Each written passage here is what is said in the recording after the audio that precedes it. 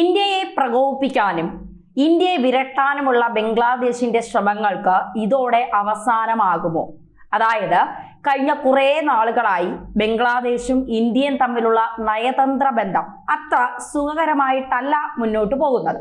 കൃത്യമായി പറഞ്ഞാൽ 2024 ഓഗസ്റ്റ് 5-നാണ് ഷെയ്ഖ് ഹസീന സർക്കാർ അവിടെ നിന്ന് പുറത്താകുന്നത്. ഷെയ്ഖ് ഹസീനയ്ക്ക് അവിടത്തെ പ്രക്ഷോഭത്തിന് മുന്നിൽ പിടിച്ചു നിൽക്കാൻ കഴിയുന്നില്ല. അവർക്ക് രാജ്യം വിട്ട് പോരേണ്ടി വന്നു. അങ്ങനെയാണ് അവർ ഇന്ത്യയിൽ അഭയം തേടുന്നത്. ഇന്ത്യയുടെ രഹസ്യാന്വേഷണ വിഭാഗമായ റോ നടത്തിയ ഒരു പ്രത്യേക ഓപ്പറേഷനിലൂടെയാണ് ഷെയ്ഖ് ഹസീനയെ ബംഗ്ലാദേശിൽ നിന്ന് രക്ഷപ്പെടുത്തിക്കൊണ്ട് ഇന്ത്യയിൽ വന്നത്. ഇതിനുശേഷം ഇന്ത്യ ബംഗ്ലാദേശ് നയതന്ത്ര ബന്ധം അത് വഷളാവുകയായിരുന്നു. ബംഗ്ലാദേശിലെ ഹിന്ദുക്കൾക്ക് നേരെ വ്യാപകമായ ആക്രമണം നടന്നു. ഈ ആക്രമണത്തിനെതിരെ ഇന്ത്യ ശക്തമായി പ്രതിഷേധിക്കുന്നു.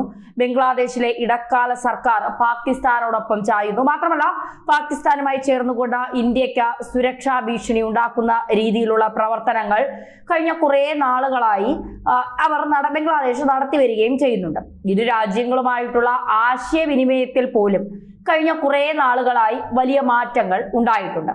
ആ ഭാഷയിൽ പോലും വലിയ മാറ്റങ്ങൾ ഉണ്ടായിട്ടുണ്ട്. കഴിഞ്ഞ ഏതാനും ആഴ്ചകൾക്ക് മുൻപാണ് മുഹമ്മദ് യൂനസ് എന്ന ഇടക്കാല സർക്കാരിന്റെ തലവൻ ചൈനയിൽ പോയി ഇന്ത്യയുടെ വടക്ക് കിഴക്കൻ സംസ്ഥാനങ്ങളെ അടക്കം പിടിച്ചെടുക്കും എന്ന രീതിയിൽ ഒരു പ്രസ്താവന നടത്തിയത്. മാത്രമല്ല, പാകിസ്ഥാനിൽ നിന്നും ബംഗ്ലാദേശ് സന്ദർശിച്ച ഒരു മുതിർന്ന സൈനിക ഉദ്യോഗസ്ഥന് ഇന്ത്യയുടെ വടക്ക് കിഴക്കൻ സംസ്ഥാനങ്ങൾ അടക്കം ബംഗ്ലാദേശിന്റെ ഭാഗമാക്കി വരച്ചു ചേർത്ത ഒരു ഭൂപടം കൈമാറിയതുമെല്ലാം ഇന്ത്യയോടുള്ള അങ്ങേയറ്റത്തെ പ്രകോപനമായിരുന്നു.